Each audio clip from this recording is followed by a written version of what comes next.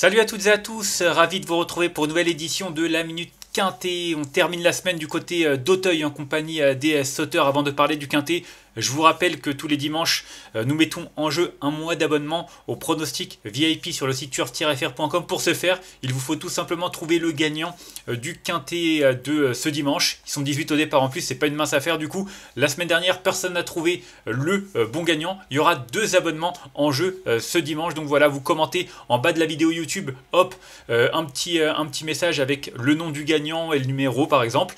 En tout cas voilà, pour ceux qui ont l'habitude, vous mettez ça et puis voilà. Après le Quintet, on verra bien l'arrivée, mais il y aura 2 abonnements en jeu ce dimanche. En tout cas, soyez-en certains. On va maintenant parler justement de ce Quintet Plus de dimanche.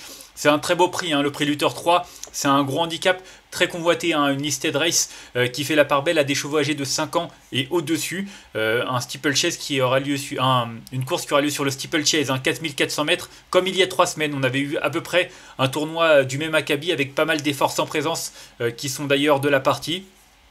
Ce sera la 4e course du programme, elle est prévue aux alentours de 15h15 et c'est vrai que cette course référence a eu plusieurs incidents, pas mal de concurrents qui étaient tombés, notamment celui que je préfère, le numéro 12, Iradius, qui pour moi a vraiment la pointure d'une telle épreuve.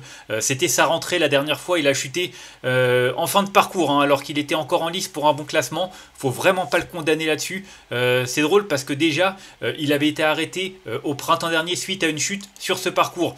Mais ça ne remet pas en cause sa capacité à s'imposer sur ce parcours puisqu'il a déjà gagné sur ce tracé en battant un certain Indivis. Je l'avais dit il y a 3 semaines, Indivis c'est un cheval qui a remporté un gros handicap en valeur 62 avant de terminer 2e du prix Montgomery en 66,5.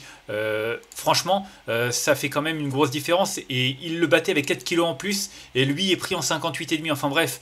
Je vous donne beaucoup de chiffres, mais tout ça pour vous dire que pour moi, clairement, il a la pointure d'au moins un handicap de cet acabit. Peut-être même qu'il est capable de gagner cette course, puis le président de la République. Franchement, j'ai beaucoup d'estime pour ce Iradius et je garde mon abonnement et je le pense capable de gagner. Ensuite, j'ai retenu en 2e position le numéro 2, Kitschko de Bel Air, qui a réalisé de bons débuts dans cette catégorie en fin de saison dernière. C'est un cheval qui a quand même été jugé digne de courir au plus haut niveau sur le steeplechase, notamment à l'âge de 4 ans. Il avait couru le prix Maurice Gillois, un grand steeplechase des 4 ans en fin de saison 2023. Tout ça pour dire que c'est un cheval de qualité. Il a été orienté dans cette catégorie début décembre, juste avant la fermeture d'Auteuil, en terminant 4e d'un handicap. Bonne rentrée sur ce parcours en terminant 4e d'une classe 1 derrière Kenito, Jex, Jolidé. Donc même s'il est battu assez nettement, il n'y a pas non plus des dizaines de longueurs. Il a 7-8 longueurs de la tête. Enfin bref, moi j'y crois et je pense que pour son retour dans cette catégorie, en plus il est muni de hier, il va certainement afficher des progrès. C'est vraiment un concurrent qui a pour moi pas mal d'atouts à faire valoir et certainement un concurrent capable de remporter une telle épreuve à l'avenir. Ensuite, j'ai retenu en 3e position le numéro 3, Benou. Benou qui vient de chuter dans la course référence disputée il y a 3 semaines de cela. Faut pas le condamner là-dessus. Lui aussi aurait pu faire l'arrivée s'il n'avait pas été fautif à ce moment du parcours. Il a des références à faire valoir. Il a terminé 5e du prix Montgomery. Où Indivis, dont je parlais, a terminé 2e. Et c'est vrai que le prix Montgomery, c'est un sacré lot. Il a fait ses preuves en valeur 65 et là il est pris en 64. Voilà, il est peut-être un petit peu juste pour gagner, mais qui sait, peut-être qu'il en est capable. Moi je vois plutôt pour un accessite, mais s'il venait à jouer la victoire, je ne serais pas non plus si surpris que cela. Ensuite, j'ai retenu en 4e position le numéro 13, Jaguar des Obos, qui a lui aussi été malchanceux dans la course référence puisqu'il a chuté. Comme les 2 concurrents que j'ai cités avant lui, 2 des concurrents que j'ai cités avant lui, il n'a pas eu de chance. Ça s'est pas forcément très bien passé en début de parcours. En tout cas, il ne faut pas le condamner là-dessus. Auparavant, il s'est imposé dans un handicap du côté d'Angers en valeur 57,5.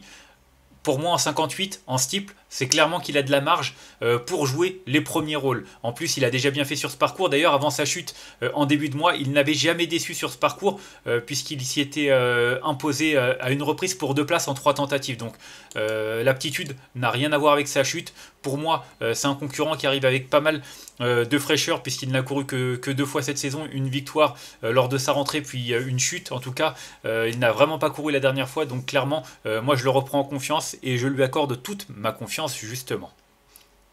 Ensuite, j'ai retenu en cinquième position le numéro 7, Echo de Chandou, un bon serviteur, hein, il a 11 ans désormais.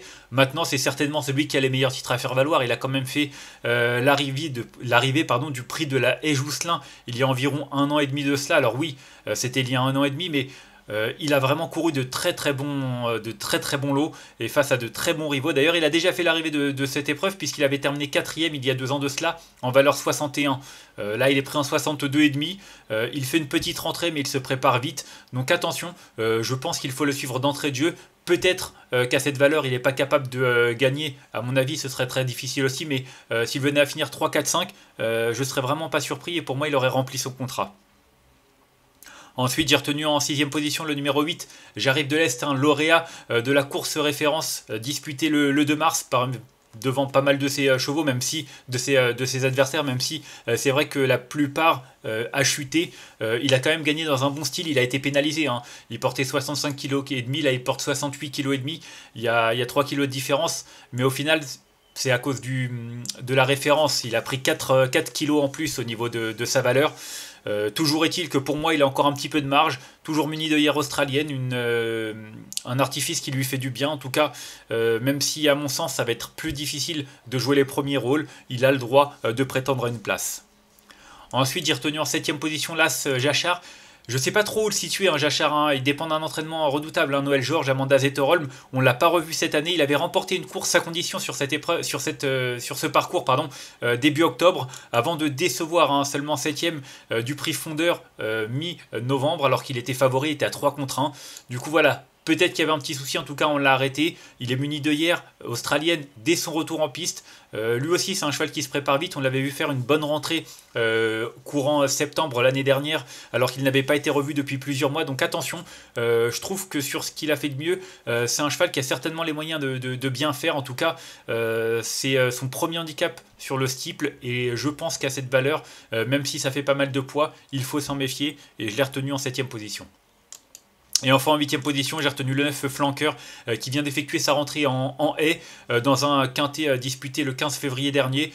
Seulement 11ème, maintenant il revient dans sa discipline de prédiction. Il a montré qu'il était capable de très bien faire dans cette catégorie. Il avait terminé 3ème du prix Luther 3 l'année dernière, et ça ne s'est pas disputé à la même date, c'était le 31 mars.